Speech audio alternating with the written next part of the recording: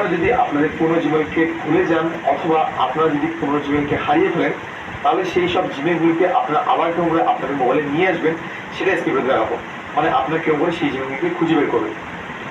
আপনারা যদি কোনো জিমেলকে ভুলে যান, ধরুন আপনি আপনার মোবাইলে অনেক জিমেল বানিয়েছেন এবং কিছু জিমেলকে আপনি আপনার মোবাইল থেকে সরিয়ে দিয়েছেন, অথবা আপনি অন্য কোনো মোবাইলে আপনি আপনার জিমেলটাকে লগ ইন করতে চান কিন্তু আপনার জিমেলটাই মনে নেই, তাহলে সেই জিমেলটাকে আপনাকে খুঁজে বের করুন, সেটা স্ক্রিপ্টে দেখাবো।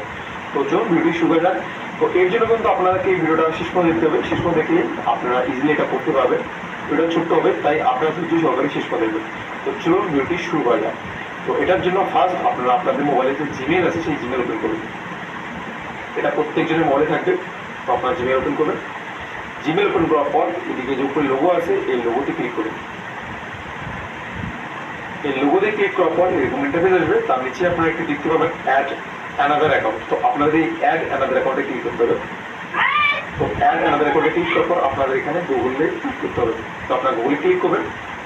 গুগলে ক্লিক করার পর আপনাদের প্যাটার্ন অথবা ফিঙ্গারপ্রিন্ট দিয়ে এটাকে আনলক করতে হবে, মানে ভেরিফাই করতে হবে যেটা আপনি। তারপর আপনাদের সামনে এরকম ইন্টারফেস আসবে।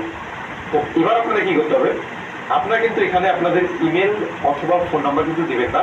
আপনাদের এখানে কিন্তু এই নিচে যে একটি ফরগেট ইমেল অপশন আছে, এই অপশনে ক্লিক করতে হবে। আপনারা কিন্তু এখানে ইমেল আর ফোন নাম্বার দিবেন না।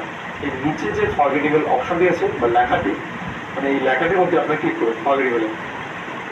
ফরগেট ইমেলে ক্লিক করার পর তারপর আপনার সামনে এরকম অপশন আসবে, মানে এরকম ইন্টারফেস আসবে যেখানে আপনারা ফোন নাম্বার আর ইমেল চাইবে। তো আপনারা তো ইমেলই ভুলে গিয়েছেন, তার জন্য আপনাকে কী করতে হবে, আপনাদের এখানে ফোন নাম্বার দিতে হবে। তো আপনারা এখানে ফোন নাম্বার দিবেন, মানে আপনারা যেই ফোন নাম্বার দিয়ে জিমেল বানিয়েছেন।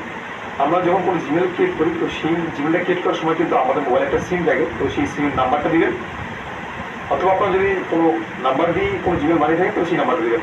আর যদি আপনারা ভাবছেন যে আপনার তো কোনো নাম্বার দিয়ে জিমেল বানাননি, তাহলে সেই সময় আপনার মোবাইলে যেই সিমটা ছিল, মানে সেই জিমেলটা ক্রিয়েট করার সময় আপনার মোবাইলে যে সিমটা ছিল, তো সেই সিমটার নাম্বারটা আপনারা দেবেন। তো এটা কিন্তু মনে রাখবেন।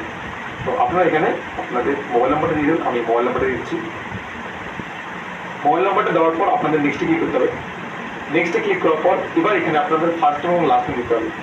আপনারা জিমেলটা বানানোর সময় যখন ফার্স্ট এবং লাস্ট নেম চাই, তখন যে আপনারা ফার্স্ট এবং লাস্ট নেম দিয়েছেন, সেই ফার্স্ট এবং লাস্ট নেমকে দেখে দেবেন। তাহলে সেই নাম দিয়ে আপনার যতগুলো জিমেল বানিয়েছেন সব বেরিয়ে আসবে।